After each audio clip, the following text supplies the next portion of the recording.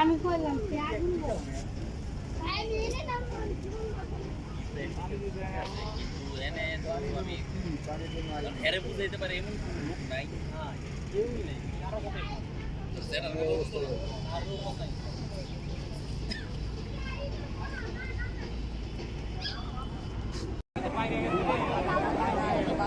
নারায়ণগঞ্জের ফতুল্লায় বুড়িগঙ্গা নদীতে টেলে ড্রামবাহী ট্রলারে আগুন লেগেছে।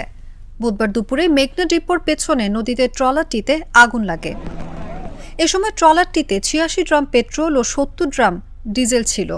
আগুনে প্রায় সব তেলবাহী ড্রাম বিস্ফোরিত হয়। বিস্ফোরণের শব্দে মসজিদ, বাসাবাড়ি সংলগ্ন থানা সহ আশেপাশের এলাকা কেঁপে ওঠে। মেঘনা ডিপোর ইনচার্জ জিয়াউর রহমান বলেন, ৪ জন শ্রমিক ট্রলারে করে তেল নিয়ে ভোলায় মনপুরা যাচ্ছিলেন। পথিমধ্যে আগুন লাগে। ৪ শ্রমিকের মধ্যে একজন নদীর পাড়ে উঠতে পারলেও বাকিরা নিখোঁজ রয়েছেন।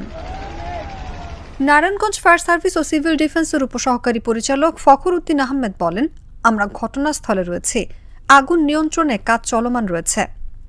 নারায়ণগঞ্জ সদর উপজেলা নির্বাহী কর্মকর্তা দিদারুল ইসলাম বলেন, এ ঘটনায় আমরা ডিপো সংশ্লিষ্টদের সঙ্গে কথা বলেছি। আমরা যতটুকু জেনেছি, ট্রলারটিতে ডিজেল ও পেট্রোল লোড করা ছিল। এ সময় তেলের ড্রামবাহী ট্রলারে ৪ জন শ্রমিক রান্না করছিলেন বলে শুনেছি। হয়তো সেখান থেকে এই ঘটনা ঘটতে পারে। এখন আগুন নিয়ন্ত্রণে রয়েছে।